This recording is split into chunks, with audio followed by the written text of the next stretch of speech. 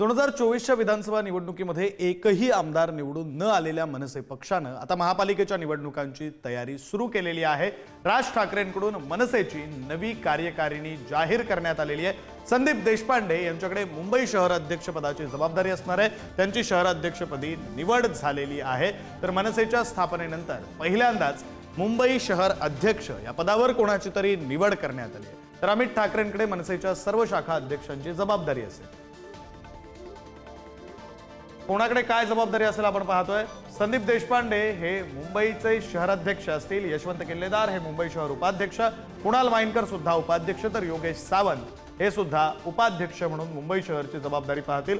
मनसे पक्षांतर्गत झालेल्या या निवडी आपण पाहतो।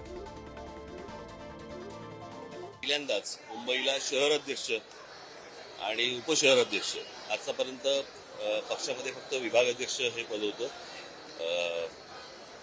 याच्यावरती एक शहर अध्यक्ष आणि उपशहर अध्यक्ष 3 आणि विभाग शहर अध्यक्ष 1, त्याच्यामुळे संदीप देशपांडे यांचं शहर अध्यक्ष पदासाठी म्हणून मी नाव घोषित केलं आता।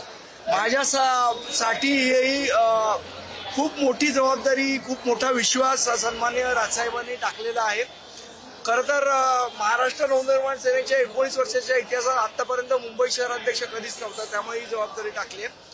पण निश्चितपणे आजच्या क्षणापासून आमचं सर्वात पहिलं काम असेल तर ते मनसे, मुंबई, मिशन, महापालिकाच असेल आणि त्या दृष्टीने आम्ही सगळेजण काम करू। आता आमची जबाबदारी वाढली की आम्हाला त्यांना काम दाखवावं लागेल आणि त्यांना रिझल्ट द्यावा लागेल आणि त्या पद्धतीने मुंबई मिशन जे आहे महानगरपालिका हे आम्ही पक्क केलेलं आहे आणि त्या दृष्टीने लोकसंपर्क आणि आमचे पक्षाचे कार्यकर्ते, महाराष्ट्र सैनिक यांच्यावरचा संपर्क वाढवून जास्तीत जास्त मोठ्या प्रमाणात आम्हाला मुंबई महानगरपालिकेत आमचे सभागृहात नगरसेवक कसे जातील या दृष्टीने आमचा प्रयत्न राहील।